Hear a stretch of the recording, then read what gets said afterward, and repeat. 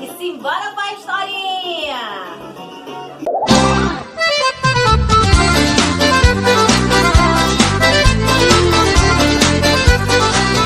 Pula, pula, pipoquinha. Então, meus amores, vocês sabiam que a fogueira é um dos símbolos da nossa festa de São João?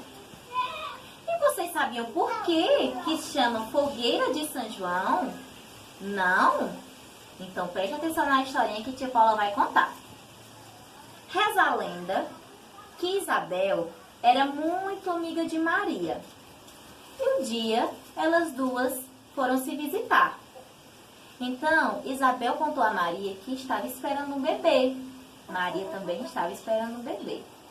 Então Maria perguntou a Isabel: como eu vou saber quando você já tiver seu bebê? Isabel disse: eu vou acender uma fogueira bem grande e vou pendurar várias bandeirolas em frente à minha casa.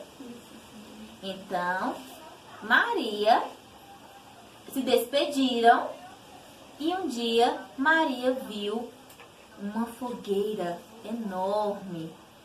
Então, ela foi em direção à casa de Isabel. Quando chegou lá, ela viu bandeiras penduradas e uma fogueira enorme e encontrou na casa de Isabel um lindo bebê chamado João, que mais tarde batizaria Jesus. E isso se deu no dia 24 de junho, por isso que comemoramos o São João nessa data. Então, meus amores, vocês gostaram da historinha?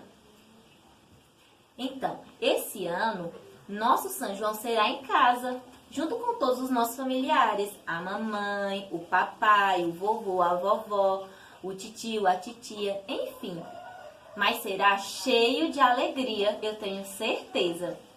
Então, vamos para a nossa atividade agora?